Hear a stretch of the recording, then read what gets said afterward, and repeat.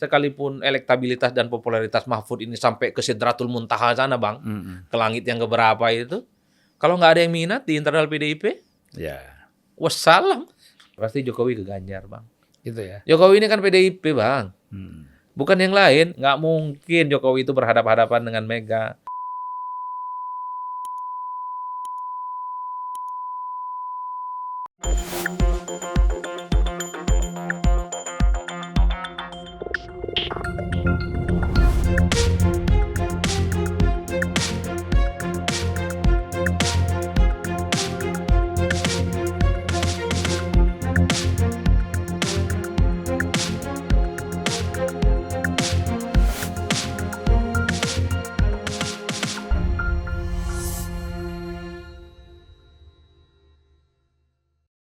Assalamualaikum warahmatullahi wabarakatuh. Waalaikumsalam warahmatullahi wabarakatuh. Selamat datang Mas Adi Prajitno, Siap, Bang. ya. Dan kami terima kasih di tengah-tengah kesibukan, tapi sempat hadir juga kita berdialog. Kalau Bang Zulfan yang minta datang, susah lah kita nolak ini, Bang. Tapi kan memang persoalan bangsa kita ini memang perlu terus kita pikir dan Betul. kita bahas ya, Mas Adi. Nah ini kan sekarang yang kita lihat Mas Adi ya, kayaknya sudah mulai jelas ini pasangan-pasangan capres ini. Kalau misalnya berapa momen kita lihat Ganjar sudah mulai jalan-jalan bersama dengan Pak Nasaruddin Umar, Iya. Imam Besar Istiqlal kan gitu. Di Gorontalo ya. Di Gorontalo Iya. sudah duduk bersamaan kan, dan bahkan dari awal sih kita sudah mendengar, mencium itu. Dan kesannya memang Ibu Mega itu mencari tokoh-tokoh yang Dari NU ya.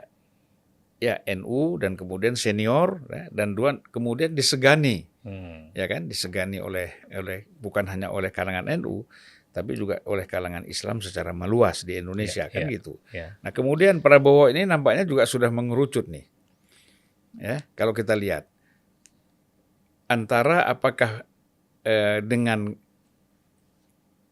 Erlangga atau dengan Erik, karena saya lihat PAN ini kan sudah mencabut dukungannya kepada Ganjar kan. Artinya tidak akan berkoalisi dengan PDIP. Kalau tidak berkoalisi dengan PDIP berarti kan dia ke Prabowo, tidak mungkin ke Anies. Mungkin ya. Nah, sementara dia punya wakil presiden yang sudah dia gadang-gadang, itu kan Erick Thohir.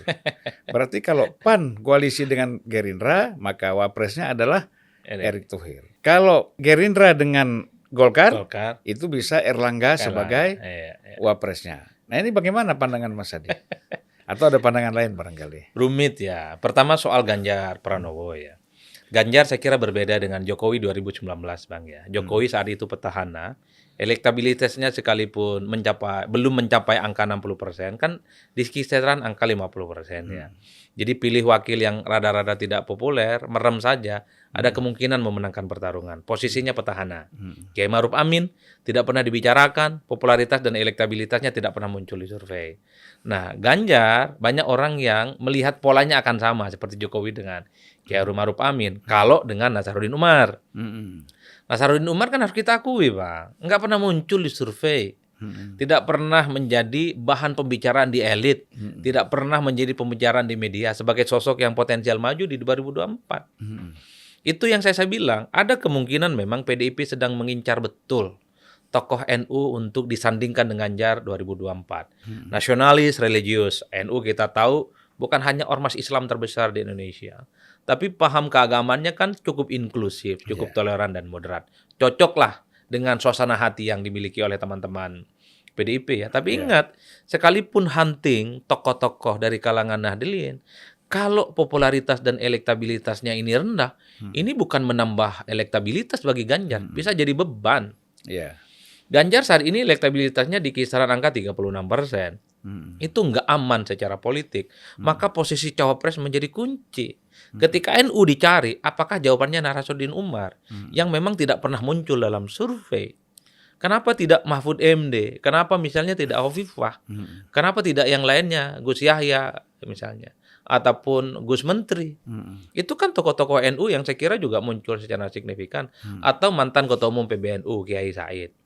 Jadi bagi saya ini bagian dari sounding publik sebenarnya soal Nasaruddin Umar.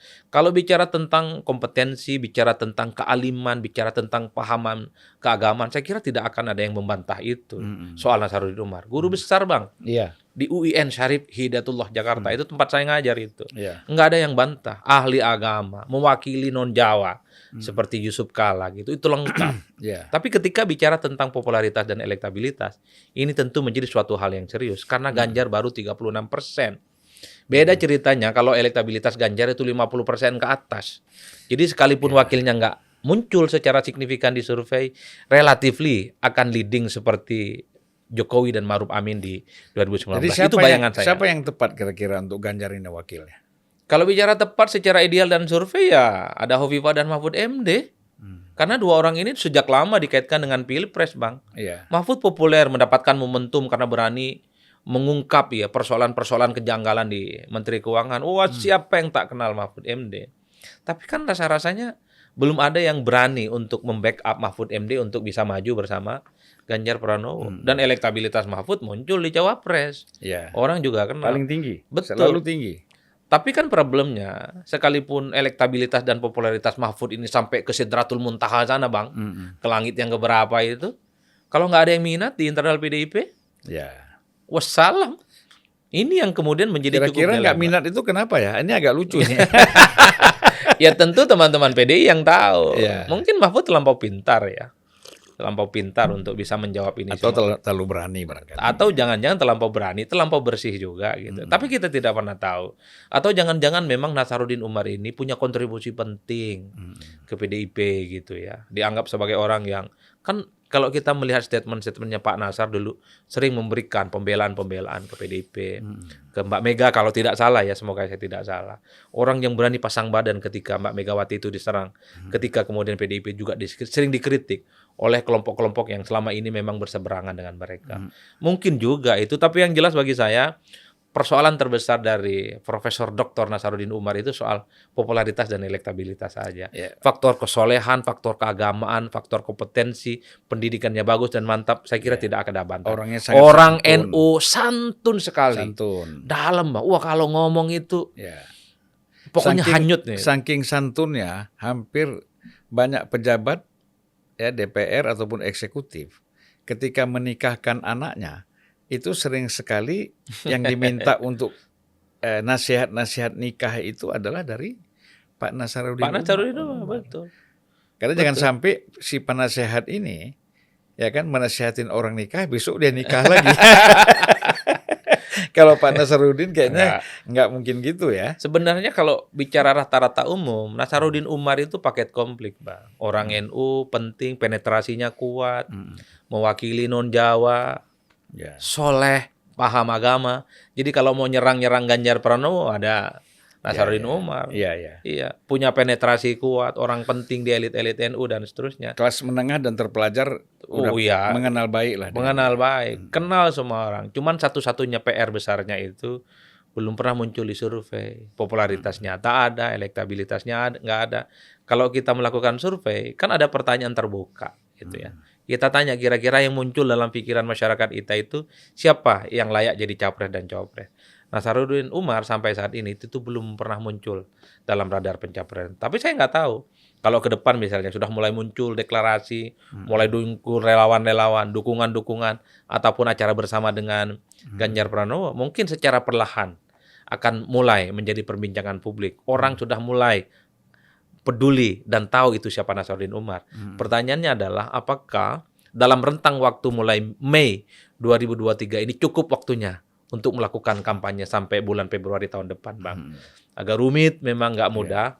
Tapi yang jelas kunci utama siapapun pendamping Ganjar itu harus sesuai dengan keinginan Megawati Soekarno Putri. Ya. Percuma pintar, percuma hebat, percuma alim, atau percuma keren seperti Mahfud MD. Kalau tak masuk nominasi, selesai dan wassalam.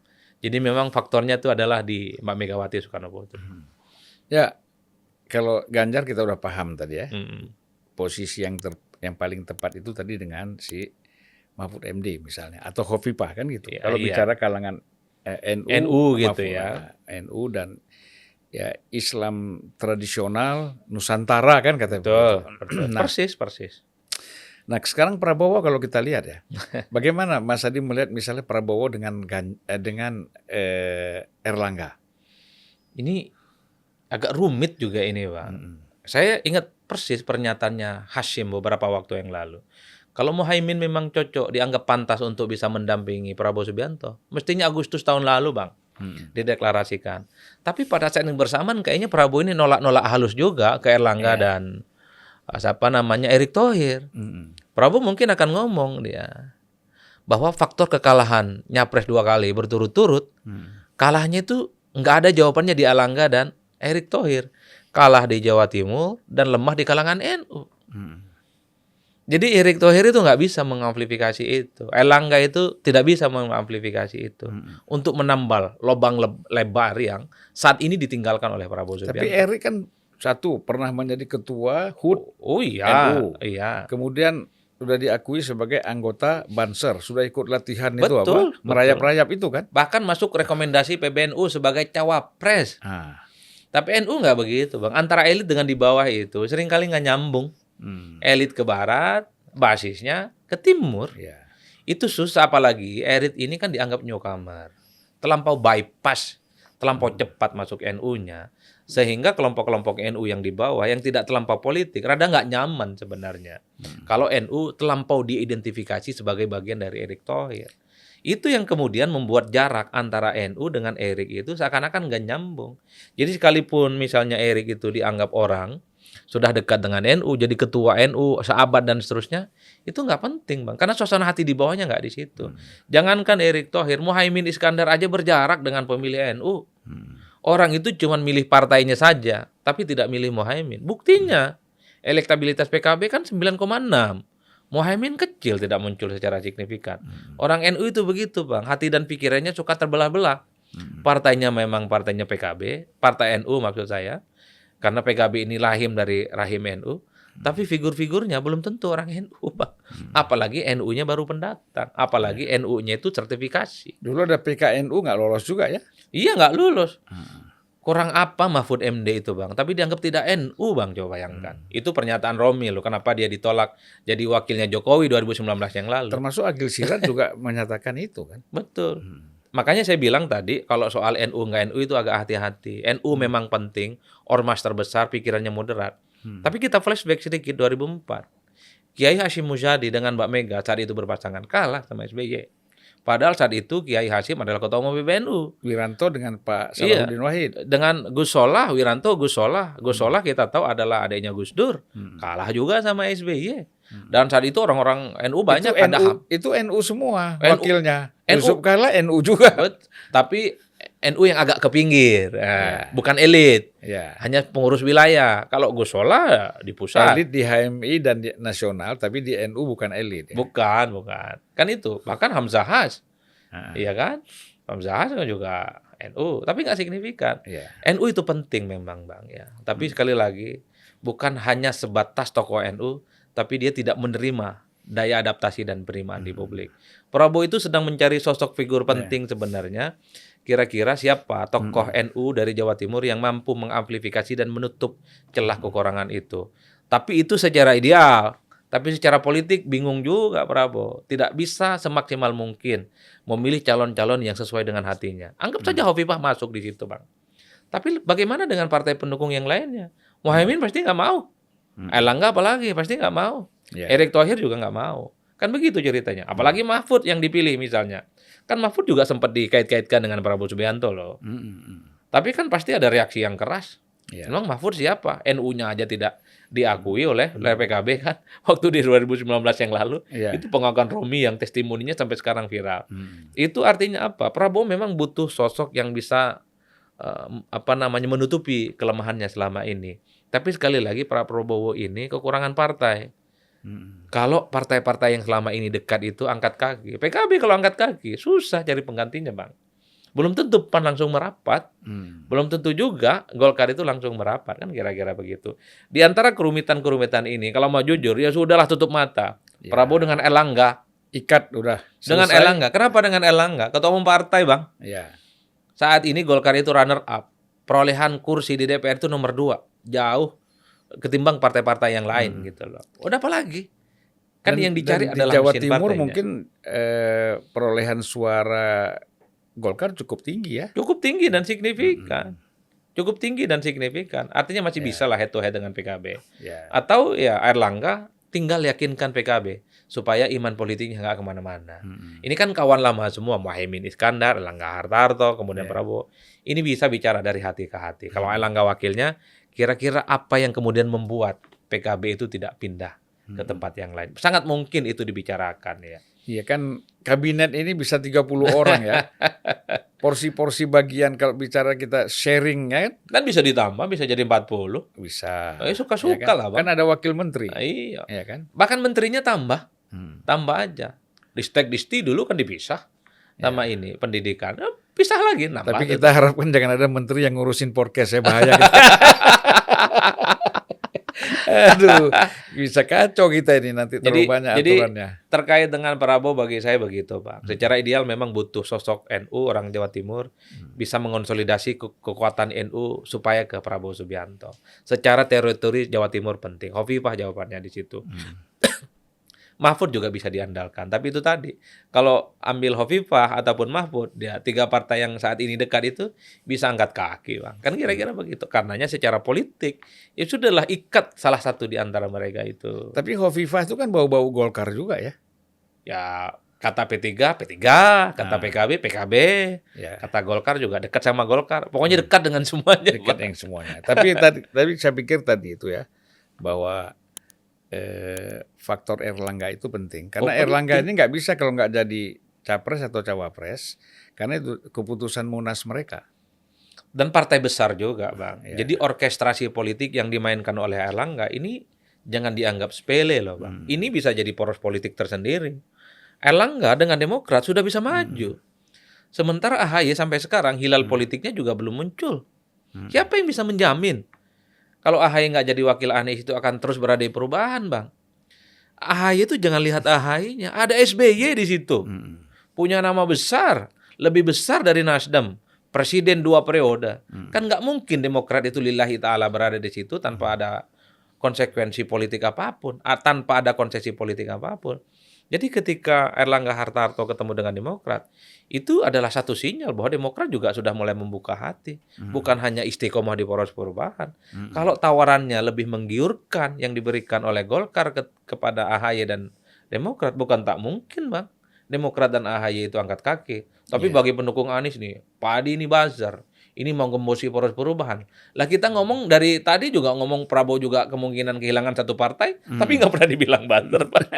Termasuk misalnya Erlangga bisa dengan PKB dan Muhaimin. Nanti kerumitannya ada Prabowo Subianto, tapi Prabowo ada PAN dengan Erik lah. Ini skenario agak sulitnya dan mentok lah kira-kira begitu. Itu kan bacaan-bacaan bunga-bunga politik aja. Jalan tol itu kan banyak exitnya ya. Nah, jadi jangan sampai ke ujung lah. Sebelum ke ujung ada exit-exit yang dekat itu ambil di jalan pintas saja. Iya benar. Terutama buat Demokrat dan PKS. Betul. Ya. Kalau saya membaca hasil musrah Jokowi beberapa waktu yang lalu, itu bagian dari orkestrasi politik Jokowi ya. Kan musrah ini kan relawan Jokowi, Bang. Relawan Jokowi ini kan sederhana. Merah kata Jokowi, merah kata relawan. Kenapa 3 nama muncul? Kalau memang ketiga sosok ini yang berada di koalisi besar saat ini itu tidak bisa disatukan, karena kan Prabowo sampai saat ini belum kelihatan misalnya mau disandingkan dengan Ganjar, nggak mau kan? Erlangga juga kelihatan tidak mau, karena begitu banyak persoalan yang tidak bisa dijelaskan. Satu-satunya mungkin yang bisa dilihat untuk 2024, yakni all Jokowismen. Prabowo maju, Ganjar maju, Erlangga maju. Dan ketiga poros ini ya ditugaskan untuk mencari partai-partai politik tambahan terutama di luar poros pemerintah. Salah satu yang dicari adalah partai poros perubahan untuk tidak mengusung Anies Baswedan. Tapi kalau kita lihat ya kecenderungan ini banyak anggapan bahwa Jokowi itu katanya lebih condong ke Prabowo daripada ke Ganjar. Kata pendukung Prabowo begitu, Pak. Oh, iya ya? Kata pendukung PDIP juga begitu. Jadi sama-sama saling klaim. Kalau saya sederhana sih sebenarnya. Jokowi itu hanya ingin melihat yang bertanding di 2024 itu adalah orang-orangnya, all president men. Iya. Erlangga Prabowo, Prabowo kemudian siapa? Ganjar, itu adalah orang-orang sekalipun mereka akan head to head di 2024. Jokowi happy ending karena yang bertanding di 2024 itu adalah orang-orangnya. Iya.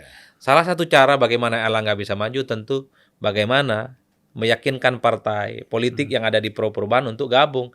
Ya Demokrat salah satunya. Kan begitu jalan ceritanya, Bang. Kalau ditanya misalnya ke kira-kira siapa Jokowi pilihan politiknya di 2024. Kalau yang bertanding ini adalah orang-orangnya Jokowi. Saya kira Jokowi memilih di tengah sebagai negarawan. Biarkan aja relawannya mau kemana. Ke Prabowo oke, gitu ya. Ke Ganjar oke.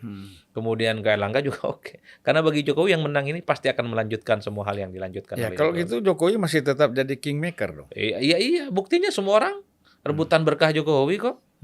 Satu sisi katanya Jokowi nggak penting, tingkat kepuasannya turun. Tapi semua orang berebut. Bahkan ketika ngumpulin ketua umum partai di istana, Poros Perubahan ngamuk-ngamuk.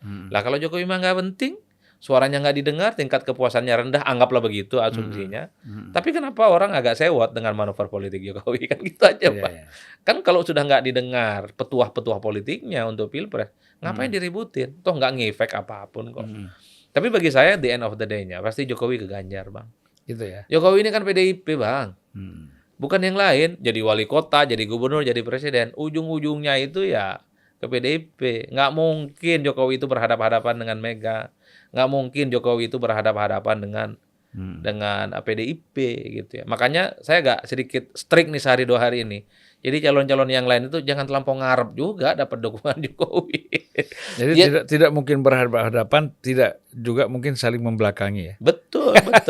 Bahwa sekarang Jokowi ngasih endorsement ke banyak nama di luar Ganjar seperti Prabowo dan Erlangga, iya kan belum didaftarkan ke KPU. Tapi kalau sudah resmi daftar ke KPU, Bang, Ganjar dapat tiket, Prabowo dapat tiket, Erlangga dapat tiket gitu, ataupun mungkin Poros Perubahan dapat tiket, pasti PDIP akan memfatwakan kepada seluruh kadernya tegak lurus untuk mendukung pemenangan Ganjar. Apa bisa Jokowi tidak tegak lurus, Bang? Masih main 6 kaki, 4 kaki ke banyak calon. Itu yang saya bayangkan.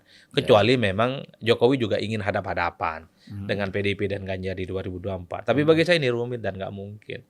Makanya saya ngomong, jadi teman-teman yang mau maju di 2024, entah itu Prabowo ataupun Erlangga, ataupun Anies, jangan pernah berharap dapat tuah Jokowi kalau sudah resmi daftar ke KPU. Jokowi itu ya bajunya merah, Bang. Bukan kuning, bukan coklat, bukan biru.